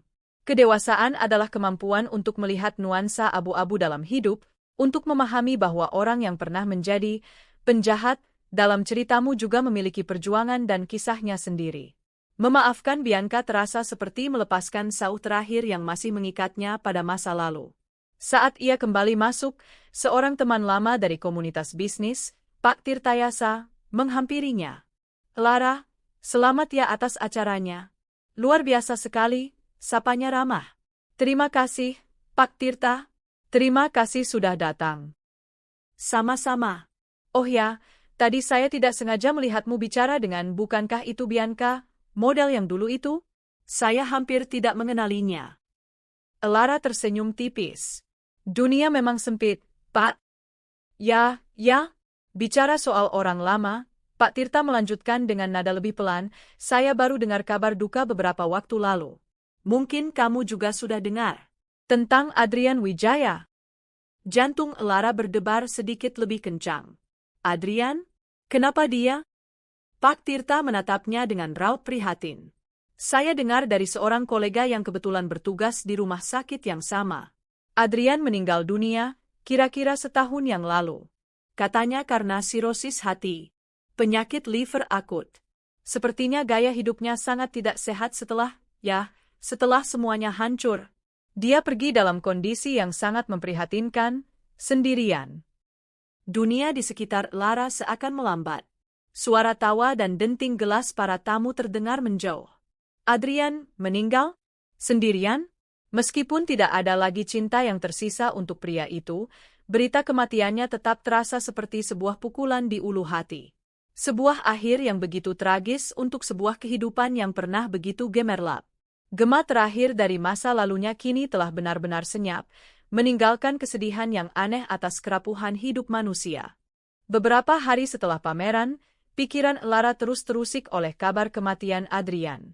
Ini bukan tentang cinta yang hilang atau kenangan manis yang tersisa. Ini adalah tentang penutupan. Sebuah bab dalam buku kehidupannya yang harus ia tutup dengan benar, bukan dengan amarah atau kemenangan, tetapi dengan belas kasih dan kedamaian. Ia merasa ada satu hal terakhir yang harus ia lakukan, bukan untuk Adrian, tetapi untuk ketenangan jiwanya sendiri. Dengan bantuan salah satu staf kepercayaannya yang memiliki koneksi di dinas sosial, Lara berhasil melacak lokasi pemakaman Adrian. Informasi itu membawanya ke sebuah pemakaman umum yang terletak di pinggiran kota, tempat yang jauh dari gemerlap pusat Jakarta yang dulu menjadi panggung kehidupan Adrian. Pada suatu pagi yang mendung, Lara pergi ke sana sendirian. Ia meminta sopirnya untuk menunggu di gerbang depan. Ia berjalan di antara deretan nisan yang berjejal, mencari blok dan nomor yang diberikan kepadanya. Akhirnya, ia menemukannya. Pemandangan di hadapannya membuat hatinya terasa sesak.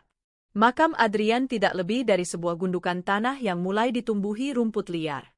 Sebagai penanda, hanya ada sebuah papan kayu sederhana yang sudah mulai lapuk, di atasnya tertulis serangkaian nomor registrasi pemakaman. Tidak ada nama, tidak ada tanggal lahir atau tanggal kematian. Seolah-olah orang yang berbaring di bawahnya adalah seseorang yang tidak pernah memiliki identitas, seseorang yang tidak ingin dikenang oleh siapapun.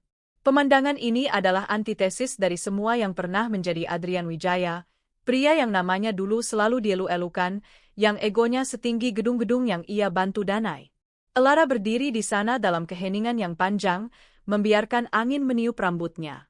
Ia tidak menangis. Emosi yang ia rasakan lebih dalam dan lebih kompleks dari sekadar kesedihan. Ia merasakan duka yang mendalam atas sebuah potensi yang terbuang sia-sia, atas sebuah kehidupan yang tersesat dalam kegelapan pilihannya sendiri. Ia mulai berbicara dalam hatinya, sebuah monolog perpisahan yang hanya bisa didengar oleh angin dan mungkin oleh jiwa yang telah pergi. "Adrian," bisiknya dalam hati. "Aku di sini. Aku tidak tahu apakah kau bisa mendengarku. Aku tidak datang dengan kebencian. Semua itu sudah lama hilang. Aku juga tidak datang dengan rasa kemenangan. Karena pada akhirnya, tidak ada yang benar-benar menang dalam kisah kita. Aku melihat makamu, dan hatiku terasa sakit. Bukan karena aku masih mencintaimu, tetapi karena tidak ada seorang pun yang pantas untuk dilupakan begitu saja. Kau pernah menjadi bagian penting dalam hidupku. Kau memberiku pelajaran yang sangat berharga, meskipun dengan cara yang paling menyakitkan. Kau mengajariku tentang kekuatan yang tidak kuketahui kumiliki. Kau mengajariku tentang pentingnya harga diri. Dan karena itu, Aku berterima kasih. Aku sudah memaafkanmu, Adrian. Sepenuhnya. Aku harap, dimanapun kau berada sekarang, kau akhirnya menemukan kedamaian yang tidak pernah kau temukan di sini. Aku harap jiwamu bisa beristirahat dengan tenang. Ia berdiri di sana sedikit lebih lama, membiarkan semua sisa-sisa emosi dari masa lalu mengalir keluar dari dirinya dan menyatu dengan tanah. Ia merasa ringan. Beban terakhir yang tanpa sadar masih ia pikul, kini telah benar-benar terangkat. Sebelum pergi, Lara melakukan satu hal terakhir. Ia sudah menghubungi pengurus pemakaman. Ia telah membayar untuk perawatan makam itu selamanya.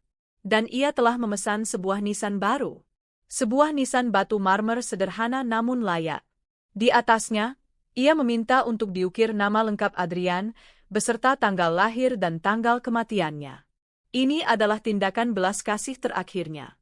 Sebuah pengakuan bahwa, terlepas dari semua kesalahannya, Adrian Wijaya pernah hidup, pernah ada, dan berhak untuk dikenang sebagai seorang manusia. Saat Lara berjalan meninggalkan pemakaman itu, awan mendung mulai tersibat. Sinar matahari menerobos, menyinari jalan di hadapannya. Ia merasa telah menyelesaikan ziarahnya. Ia telah mengunjungi reruntuhan terakhir dari masa lalunya, dan kini ia bisa benar-benar meninggalkannya di belakang untuk selamanya. Lara tiba di rumah saat hari sudah sore. Pintu depan terbuka dan ia disambut oleh pemandangan terindah di dunia. Arka dan Maya berlari memeluk kakinya.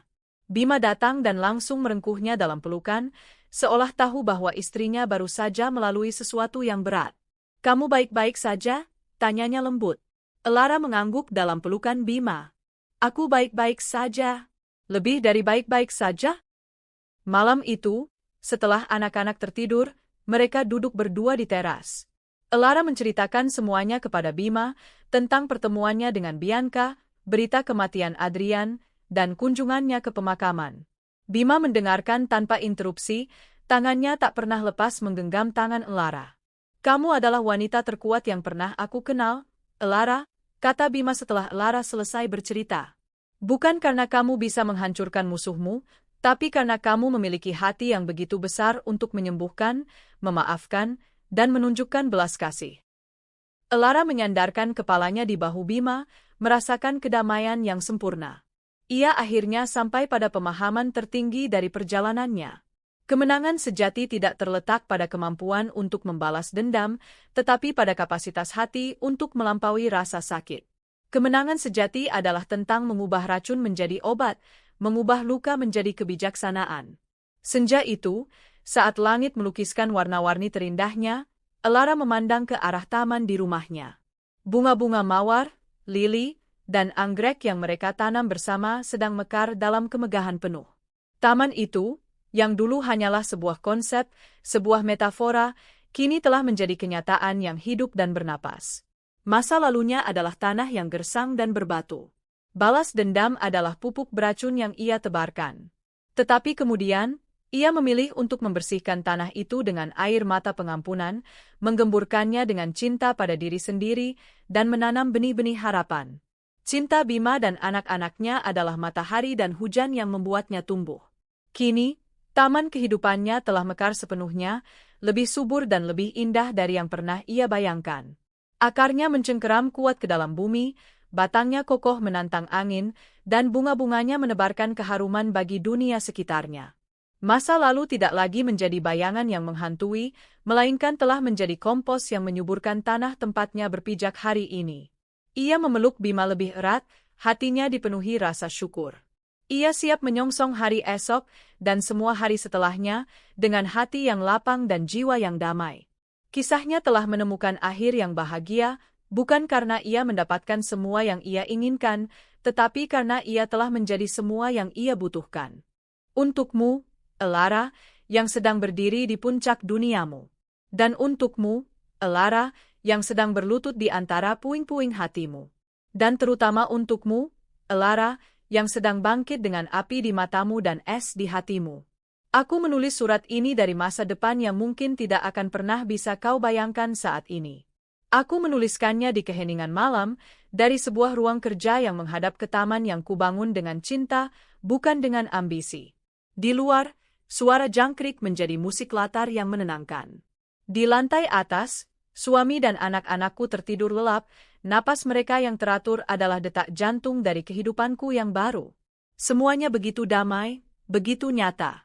Sebuah kedamaian yang dulu kukira mustahil untuk kugapai.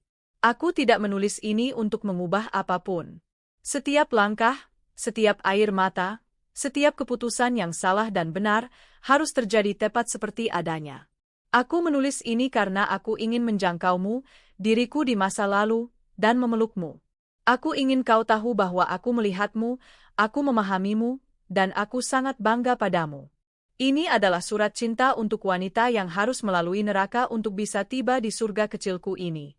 Aku melihatmu sekarang, begitu cemerlang dan penuh percaya diri. Kau baru saja menutup kesepakatan bernilai triliunan, namamu dihormati di setiap ruang rapat. Kau berjalan dengan irama kesuksesan, dunia seolah membentangkan karpet merah di bawah kakimu. Kau menatap suamimu, Adrian, dengan penuh cinta dan kekaguman. Bagimu, dia adalah partner yang sepadan, pilar dari istana sempurna yang kalian bangun bersama. Kalian adalah pasangan emas, tak terkalahkan. Oh, diriku yang naif dan manis. Aku ingin sekali membelai rambutmu dan membisikkan bahwa fondasi yang kau pijak tidak sekokoh yang kau kira. Fondasi itu terbuat dari kaca yang indah, memantulkan citra kesempurnaan, tetapi di bawahnya sudah ada retakan-retakan halus yang sengaja tidak kau lihat. Kau terlalu sibuk menaklukkan dunia luar sehingga kau lupa untuk memeriksa apa yang terjadi di dalam bentengmu sendiri. Kau menyamakan ambisi yang sama dengan keintiman yang sama. Kau mengira berbagi tujuan bisnis berarti berbagi hati. Kau melihat perjalanan dinasnya yang semakin sering sebagai bukti kerja kerasnya, bukan sebagai kesempatan bagi ketidaksetiaannya. Kau memaklumi telepon-teleponnya yang lirih di malam hari sebagai tekanan pekerjaan, bukan sebagai bisikan pengkhianatan. Kau tidak buta, Elara. Kau hanya memilih untuk percaya. Karena mengakui kemungkinan yang sebaliknya akan meruntuhkan seluruh dunia yang telah kau bangun dengan susah payah. Aku tidak menyalahkanmu. Cinta dan kepercayaan adalah pilihan yang berani. Namun, aku ingin kau tahu ini, kekuatanmu yang sesungguhnya tidak terletak pada perusahaan yang kau bangun atau pada pria di sisimu. Kekuatan itu ada di dalam dirimu, tertidur, menunggu saat yang tepat untuk dibangunkan. Dan percayalah, saat kau dibangunkan nanti, kau akan menjadi kekuatan alam yang dahsyat. Kaca itu akan pecah, badai akan datang, dan kau akan bertahan. Kau jauh lebih kuat dari kehidupan indah yang kau kira kau miliki. Sekarang aku berbicara padamu, wanita yang duduk gemetar di dalam mobil setelah meninggalkan kafe itu. Wanita yang wajahnya basah oleh air mata dan hatinya berlumuran jus mangga yang lengket, sama seperti wajah mereka. Aku merasakan napasmu yang tersengal-sengal, merasakan kobaran api yang membakar setiap pembuluh darahmu. Rasa sakit, penghinaan, dan pengkhianatan itu begitu pekat hingga kau nyaris tidak bisa bernapas. Aku di sini bersamamu. Aku memegang tanganmu yang terkepal erat hingga buku-buku jarimu memutih. Menangislah. Berteriaklah. Hancurkan sesuatu. Lampiaskan semuanya. Jangan biarkan siapapun mengatakan padamu bahwa reaksimu berlebihan. Mereka tidak merasakan bagaimana rasanya duniamu dicuri darimu di depan matamu sendiri. Amarahmu saat ini adalah satu-satunya pelampung yang membuat kepalamu tetap berada di atas air. Pegang erat-erat. Lalu, aku melihatmu berdiri, menghapus air matamu. Api di matamu berubah menjadi es. Kau memutuskan untuk berperang. Kau menyusun strategi, menggerakkan bidak-bidakmu dengan presisi yang dingin dan mematikan. Kau akan menghancurkan mereka. Kau akan mengambil kembali semua yang telah mereka rampas, dan lebih banyak lagi. Kau akan memastikan mereka membayar setiap tetes air matamu dengan penderitaan mereka. Dan kau akan berhasil. Aku tahu itu. Kejeniusanmu dalam bisnis akan kau terapkan dalam seni balas dendam. Kau akan melihatnya jatuh, kehilangan segalanya. Kau akan melihatnya ditinggalkan, terpuruk dalam kehancuran yang kau rekayasa dengan sempurna. Dan di puncak kemenanganmu, kau akan merasakan kehampaan. Inilah bagian terpenting dari suratku, Elara. Dengarkan aku baik-baik.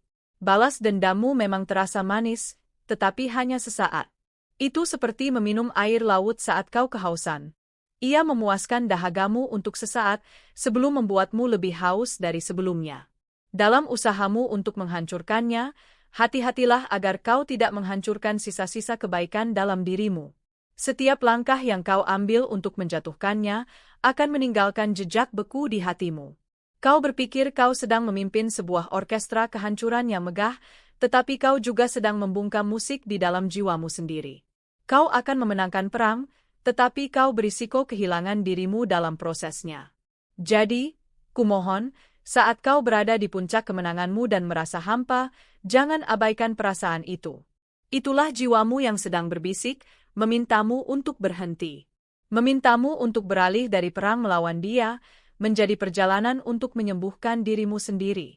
Kemenangan terbesarmu bukanlah kehancurannya. Jangan biarkan pengkhianatannya mendefinisikan siapa dirimu kelak. Biarkan caramu pulih dari lukalah yang akan mendefinisikanmu. Aku melihatmu sekarang, berdiri di tengah kerajaanmu yang semakin besar, namun merasa lebih kesepian dari sebelumnya. Balas dendam telah usai. Adrian telah menjadi catatan kaki yang menyedihkan dalam sejarah hidupmu. Lalu apa? Kemana semua energi ini akan kau salurkan? Inilah saatnya, Elara. Inilah pertempuranmu yang sesungguhnya. Pertempuran yang paling sunyi, paling sulit, dan paling berharga. Pertempuran untuk menemukan jalan kembali kepada dirimu sendiri. Kekuatan sejati bukanlah saat kau melengsarkan seorang CEO dari singgasananya. Kekuatan sejati adalah saat kau memiliki keberanian untuk duduk di sofa seorang terapis dan mengakui bahwa kau terluka. Kekuatan sejati adalah saat kau membiarkan dirimu menangis bukan karena amarah, tetapi karena kesedihan yang murni.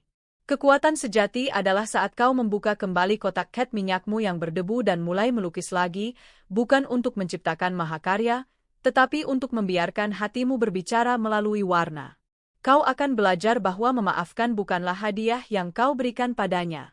Itu adalah kunci yang kau gunakan untuk membebaskan dirimu dari penjara kebencian. Kau akan belajar bahwa kebahagiaan tidak datang dari pencapaian-pencapaian besar, tetapi dari momen-momen kecil yang tenang. Secangkir teh di pagi hari, keindahan matahari terbenam, tawa tulus seorang sahabat.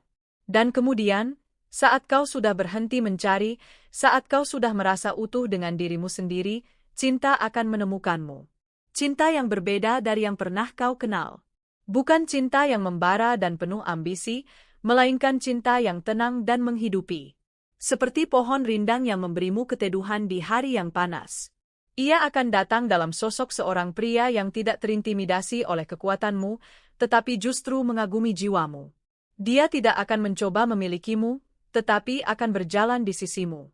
Dia akan membantumu membangun sebuah taman, bukan hanya di halaman belakang rumah, tetapi juga di dalam hatimu. Dari cinta itu, akan lahir cinta-cinta yang lain. Kau akan mendengar tawa mungil yang akan menjadi musik terindah di duniamu. Kau akan merasakan tangan-tangan kecil menggenggam jarimu, dan kau akan menyadari bahwa inilah kesuksesan yang paling hakiki. Jadi, untuk diriku di masa lalu, apapun fasemu saat ini, bertahanlah. Jalani setiap detiknya. Rasakan setiap emosinya. Jangan takut pada kegelapan, karena di sanalah kau akan menemukan cahayamu yang paling terang. Perjalananmu akan sangat menyakitkan, tetapi akan membentukmu menjadi wanita yang luar biasa. Seorang wanita yang tidak hanya selamat, tetapi juga berkembang. Kemenangan terbesarmu bukanlah kejatuhannya, melainkan kebangkitanmu. Balas dendam terbaikmu bukanlah penderitaannya, tetapi kebahagiaanmu yang mendalam dan tak tergoyahkan. Percayalah padaku, di ujung jalan yang penuh duri ini, ada sebuah taman yang sedang menunggumu. Dan di sana, kau akan benar-benar mekar. Dengan segenap cinta dan pemahaman. Elara, dari masa depanmu yang damai.